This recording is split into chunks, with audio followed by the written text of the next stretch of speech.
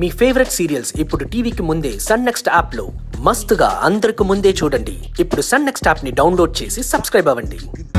చూడమ్మా, police job అంటేనే problem ఉన్న చోటికి పంపిస్తారు. ఎందుకంటే దాన్ని సాల్వ్ చేయడానికి. అది కాదు నాన్న. ఒక స్వామీజీ దగ్గరికి వెళ్ళాను. నీకు ప్రాణగండ ఉందని చెప్పారు. చూడమ్మా, ఏ రోజైతే డ్యూటీలో చేరానో ఆ రోజే నా ప్రాణాన్ని వదిలేశాను. ఇప్పుడున్నదంతా బోనస్సే. బతికినంతకాలం ఎంత గౌరవంగా బతకాలి, ఎంత నిజాయితీగా బతకాలి అన్నదే నాకు కావాలి.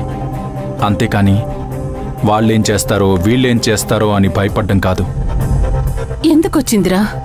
వాళ్ళు రాజకీయ నాయకులు. వాళ్ళు నిన్ను భయపెడతారు. ఎందుకంటే వాళ్ళేం చేసినా చెల్లుబాటు అవుతుంది. వాళ్ళ వెనకాల రౌడీలు గుండాలు ఉంటారా? ఎవ్వరైనా ఉండనియమ్మా. నా నెత్తి మీద టోపీ ఉంది, నా ఒంటి మీద యూనిఫామ్ ఉంది. ఆ యూనిఫామ్ వెనకాల గుండె ఉంది, ఆ గుండె నిండా దమ్ముంది. పదవి వస్తే మనల్ని ఏమైనా చేస్తాడేమో అనేదే కదా నీ భయం. ఒకటి చెప్తాను వినమ్మా, వాడికి ఆ పదవి రాదు. వాడు నాతో కాంప్రమైజ్ అవ్వాలనుకున్నప్పుడు వాడు మాట్లాడిన మాటలన్నీ రికార్డ్ చేశాను.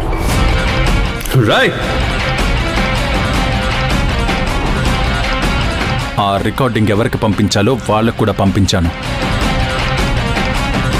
రాబోయే ఎలక్షన్లో వాడికి ఖచ్చితంగా టికెట్ రాదు. అప్పుడు వాడు కోరలు తీసిన పాముతో సమానం. నువ్వేం టెన్షన్ పడకు. నేను వెళ్ళి ఫ్రెష్ అయ్యి వస్తాను. ఇద్దరం కలిసి భోంచేద్దాం, సరేనా? స్మైల్ అమ్మా.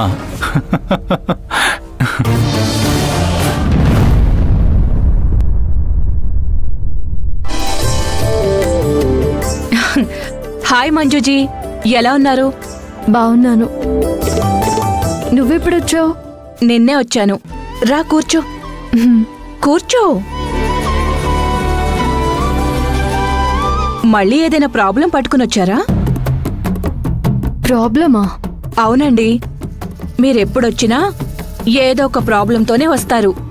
ఊరికే అయితే రారు కదా. సరే సరే, మీ ప్రాబ్లమ్స్ నాకెందుకు గాని, మీ ముందు నేనే ఒక ప్రాబ్లం ఉంచుతాను. మీరు దాన్ని సాల్వ్ చేయాలి. కేస్ గురించా? అవునండి, కేస్ గురించే. ఒక ఆవిడ పెళ్ళీడు దాటిపోతున్నా పెళ్లి చేసుకోను అంటుంది. పెళ్లి చేసుకోమని మీరే తనకి చెప్పాలి. ఎవరండి ఆవిడ? ఇంకెవరు, మా సిస్టర్ కిరణ్మయి. మంచి మ్యాచ్ తీసుకొచ్చాను, వద్దు అంటుంది. మీరే ఎలాగైనా మా అక్కని పెళ్లికి ఒప్పించాలి ప్లీజ్. మేడం. మంజు, నువ్వెప్పుడొచ్చావు? ఇప్పుడే మేడం. కూర్చో.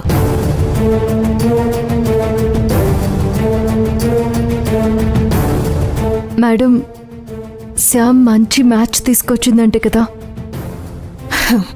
మొత్తం చెప్పిందా? చెప్పింది మేడం. విన్నావా? విన్నాను మేడం. మంచి సంబంధం అయితే చేసుకోండి మేడం.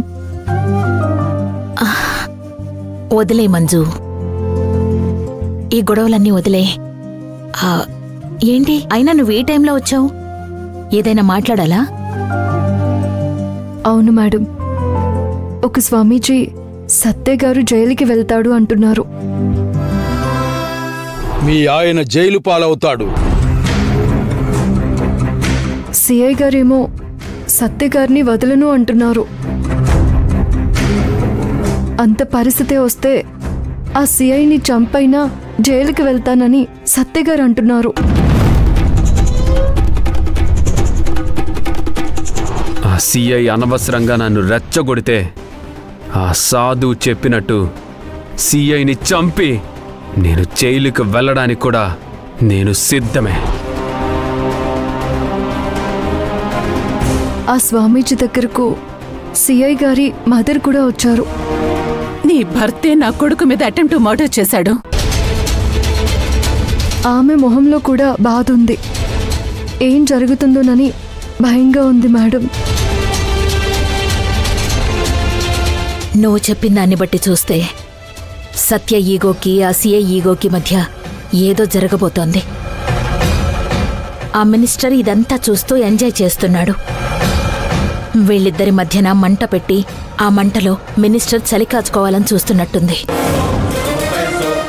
సత్య గారి పద్ధతి కూడా ఏం బాగోలేదు మేడం. పోయి ఎవరైనా పోలీసులతో పెట్టుకుంటారా? సరే సరే, ఎందుకైనా మంచిది నువ్వు సత్యని సిఐ జోలికి వెళ్లకుండా చూసుకో. అసలే ముందే బెయిల్ మీద బయటకొచ్చాడు. అలాగే మేడం.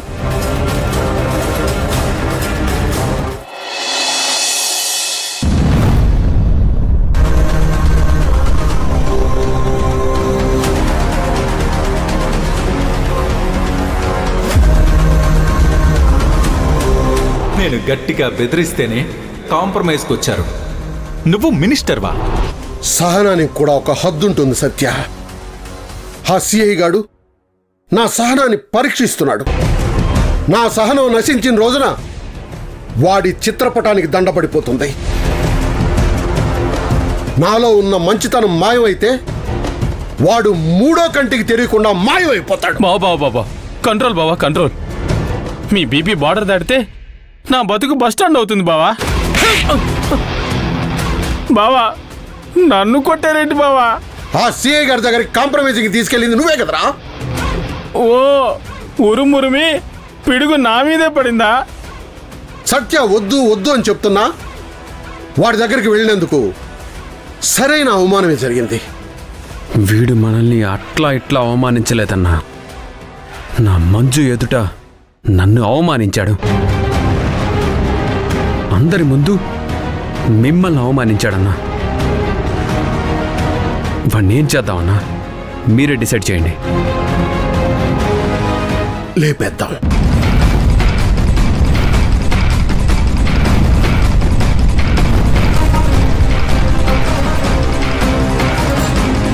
అన్నా, మీరన్నది నిజమేనా? అవును సత్య. రాజకీయాల్లోకి వచ్చినప్పటి నుంచి ఇప్పటి వరకు అడుగులు జాగ్రత్తగానే వేస్తున్నాను. ఆ సిఐ గారు అవమానించాక అసలు రాజకీయమే దండగనిపిస్తుంది. నాలో ఉన్న మునుపటి గుండాయిజాన్ని బయటికి తీసుకొచ్చాననుకో, నా అంతటి దుర్మార్గుడు ఇంకొకడున్నాడు. అన్నా, మీ ఆవేశాన్ని ఆలోచనని కొంచెం సేపు పక్కన పెట్టండి. మనకు కావాల్సింది వాడి చావు కాదు, ఇంతకింత 10 అవమానం జరగాలి. అవమానం కాదు సత్య, వాడు బ్రతుకుండడానికి వీల్లేదు. వాడే బతుకుంటే నాకు టికెట్ రాకుండా కూడా చేస్తాడు. అలాంటి వాణ్ణి బ్రతికించేదే లేదు. అన్నా, నా గురించి మొదటి నుంచి మీకు తెలుసు.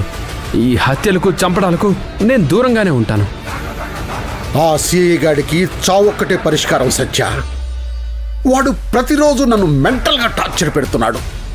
ఎక్కడో ఆకాశంలో ఉన్న నన్ను నేల మీదకి తీసుకొచ్చాడు.